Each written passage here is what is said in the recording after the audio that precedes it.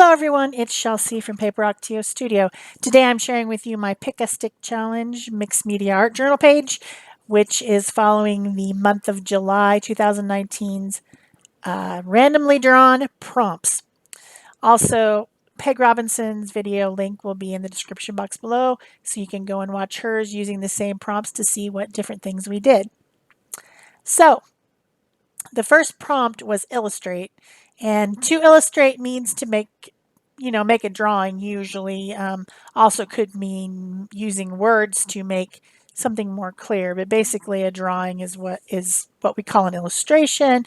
So I was looking at the all the prompts and thinking about what I could do. And one of the prompts is angular, another one is symmetric. The most symmetric thing that I could think of would be some sort of a face, because on faces, whether they're animals or people, you got your two eyes, you got your nose, you got your mouth, you got your two ears. Everything is very balanced in pairs of two. And to me, symmetric means that it is the same on one side as it is on the other. So I was thinking about this sculpture that they had recently put out on a road that they had improved near my house, and it's these deer. There's a dad, a mom, and baby deer, and they're metal sculptures. But they, instead of being having hair and having smooth features and everything, they're like those geometric angled, flat plane type of an idea. And I've seen other artwork out there. I've seen tattoos like this. I've seen stamps like this where we have all these little geometric facets, kind of like a crystal or something. I'm not sure exactly what you call that, but that's what I decided to do because antlers to me are the same. So when I was thinking about symmetric, I was thinking it needed to be the same on the left and right side. So in order to make sure that happened, because when I was doing my illustration, I was doing my best to make them the same on either side, but that doesn't mean they were particularly. So I had to scan my drawing and make it a little bit smaller. I don't know if you guys noticed that. My drawing was too big. I wanted it to make sure that it came to a point at the bottom and there wasn't enough room. So I scanned it on my computer and then made it smaller in a free photo editing program and then printed it out. And then I folded it in half and I cut it out. I cut both sides out at the same time with the fold in the middle so that everything is symmetric. So see, now you got the same thing on the left as you do on the right. And that is how I satisfied the second prompt, which was symmetric or symmetrical, but it was symmetric. So then I just continued to fill in the rest of the parts, and because it's so spiky and everything, the third prompt is angular, and I wanted to make sure that everything was very angular. So I'm continuing using my Posca pen to fill in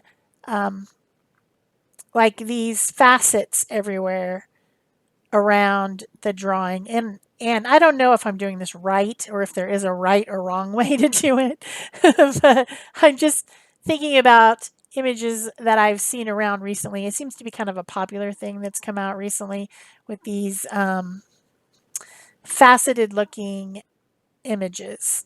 So I'm just winging it. I'm trying to make it continue to look like a male deer, a stag, while also making it look kind of like it's made out of cut crystal or something. I don't really know. I don't know. It's a geometric animal design. That's what it is. I don't know.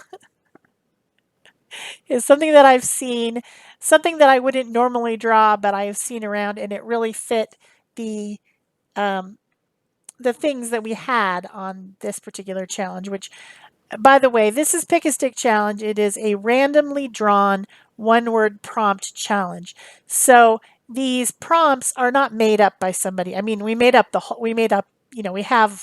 we have them on sticks, and there's probably 300 or 400, maybe 500 sticks, and I randomly draw them. So you get what you get. You know, it's not like I said, oh, let's do illustrated, symmetric, and angular. No, that's what came out of the box. If you want to watch the video of me doing it, you can see that that is exactly what I drew. That's how it works. So also for the third prompt, I decided to do some geometrical shapes in the background as well. So I made a triangle background. The idea was that it was going to be kind of like, it was going to be lighter, a type of a halo around, a triangular halo around the deer. And I've seen this in different designs before. I think if you were to tattoo yourself with this type of design, and this is a popular type of a tattoo design right now, you'd want to make sure that you found out what all the different symbols mean. Like the geometric shapes mean different things. And I can't give you enough information to tell you exactly what they mean. I know that like a circle means something and a triangle means something. And, you know, these other shapes, they have references to fire, water, earth, femininity, masculinity, all these different things. But I would suggest you find out before you get a tattoo of it, is all I'm saying.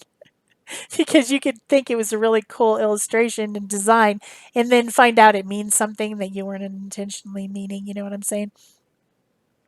But other than that, it is a cool design. I decided to put um, some more curvy shapes on there for contrast. And so I'm using my um, tape, my roll of tape, to draw some circles as well, just to break up from all the angles.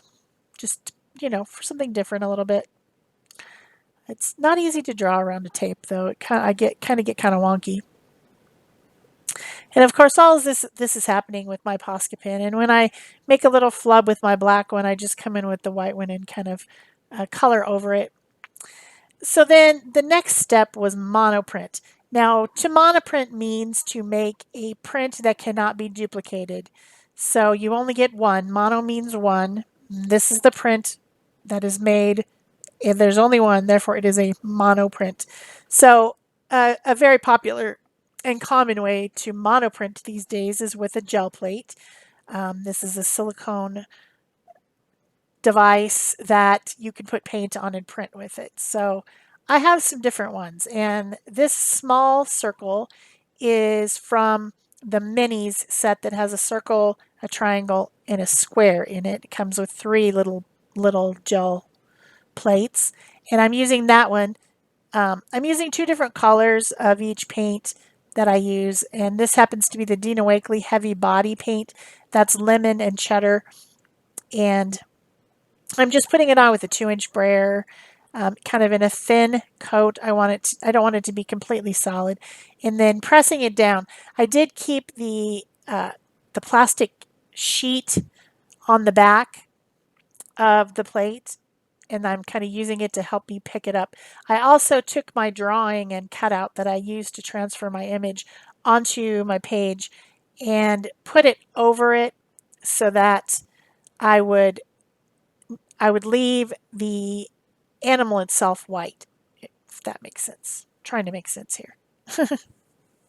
I wanted to mask the animal and not mess it up. So I also have a 4-inch circle that, you know, it's a little bit bigger circle, and so I decided to use that one around the bottom and the top where I had traced around the outside of the masking tape. In some of the circles it was the inside of the masking tape, and some it was the outside, and the outside's more like the size of this circle. I have a few gel plates. I don't have them all though. I wish I had that mermaid scale one that's I think it's from Jelly Arts, but it's a Jane Davenport designed gel plate. I would like to have that one. I would also like to have the hexagon shaped one, but that's a different mini set. This one only has the circle, the square, and the triangle. So I think the second mini set has an oval and a hexagon and something else, I don't know. So then I'm continuing on printing these circles with the small circle and the large circle gel plates. and I switched to sky and lime colors.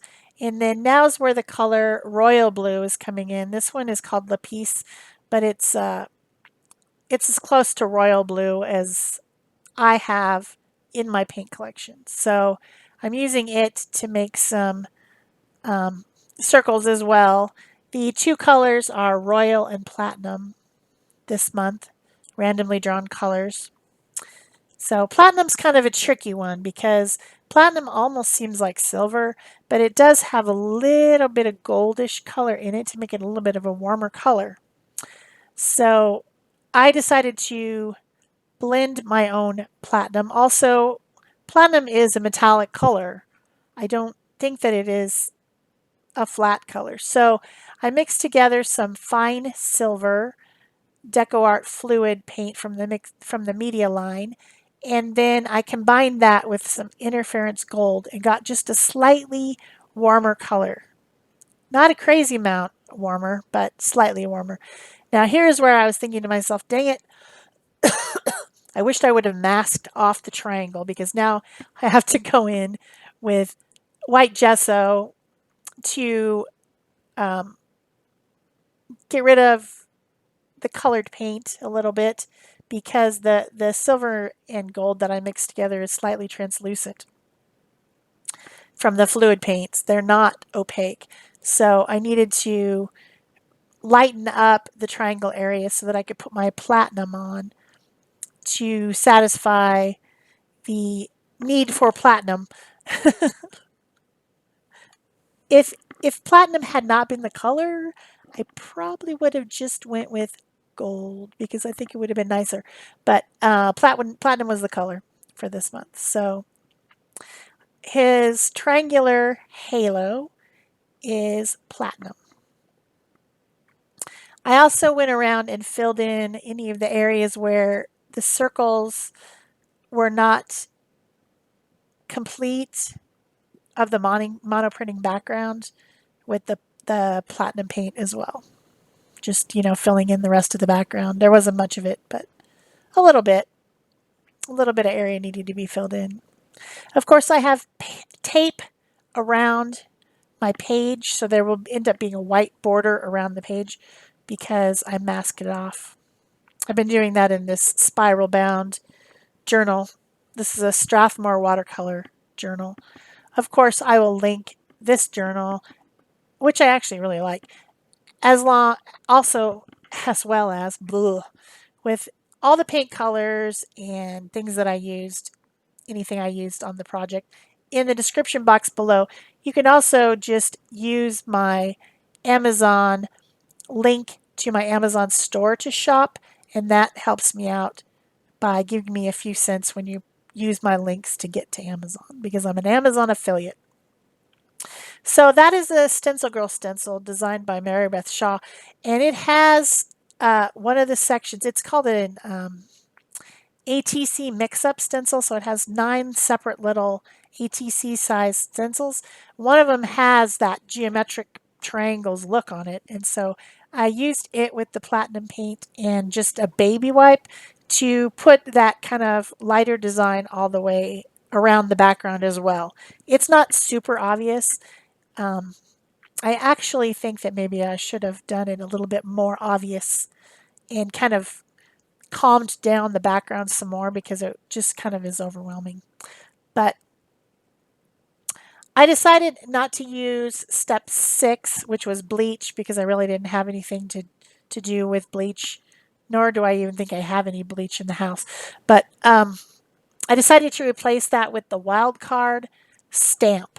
And because this has this kind of geometrical look to it, I decided to stamp random numbers. So I'm using some archival black ink and a number set to stamp numbers all over the background, just because I think numbers are cool. And then now I have some Sakura Koi watercolor set, and I'm going to fill in all the facets. And I'm using colors from the background, pretty much the same colors. And in each section, I'm trying to start dark in one area and then go lighter so that it gives it kind of a, um, as if they're different planes, more, like it, as if each section is its own plane, flat plane, and it's dimensional. That's what I'm trying to say. So I have the blue, I have green, I have this orange color mixing into yellow, which are the same colors that I used in the background. And there's a lot of this. I do speed it up in some places quite a bit because, of course, coloring just takes time. I'm using a water brush.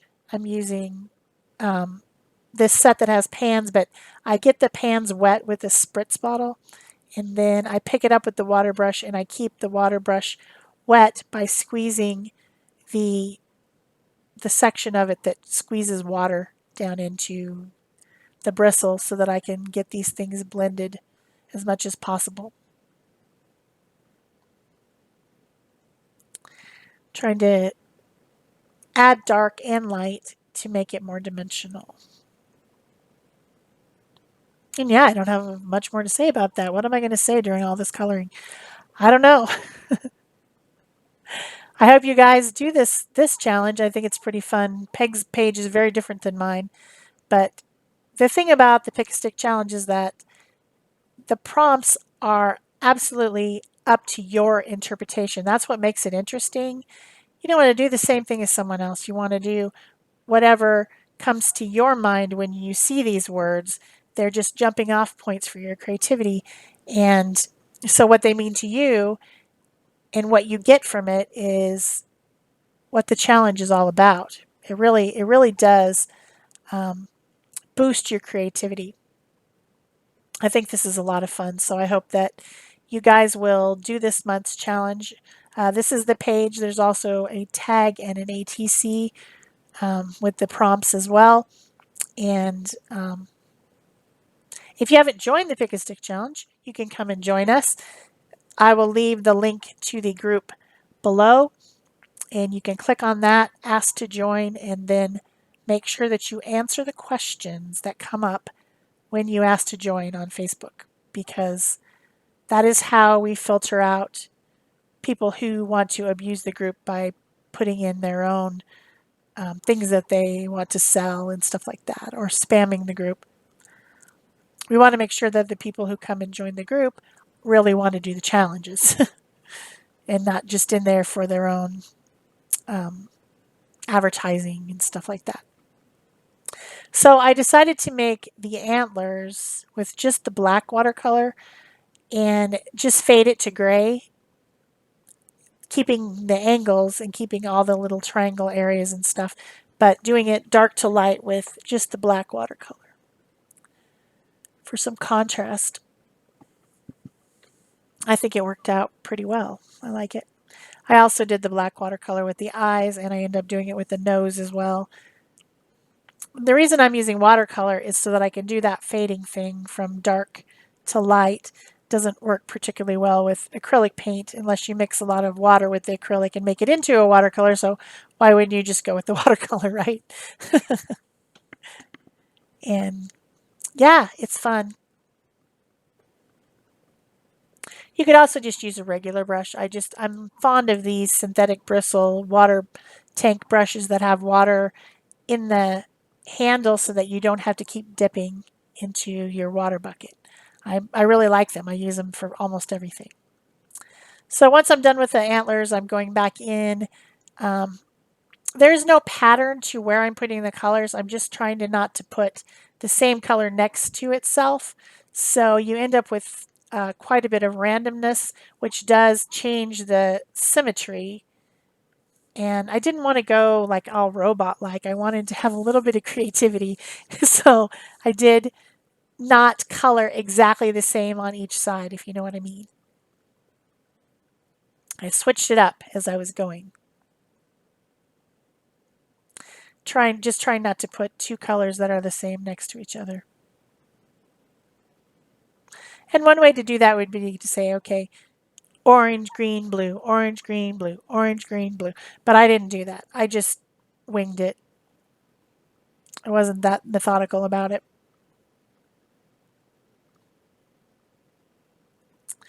So one thing that slightly bothers me about this page is that I wished I had gone back in and taken some glaze, like a light color glaze, and lightened up the background so that the deer and the triangle show up more in the foreground.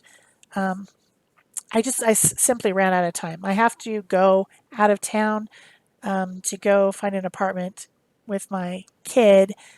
He's moving, and I just ran out of time to continue messing with this page. Um, as it was, it took me a lot longer than expected because I had to go back in, like you're seeing me doing now, and put in some more lines where they got obscured by the paint. And I added some dots. I added some white Posca paint pen in a few places. So, it just took some time. If you've enjoyed this video, please remember to give it a thumbs up, leave me a comment or question below. Subscribe if you haven't already, and of course, you can turn on your notification bells if you'd like to know when there's a fresh new video coming out.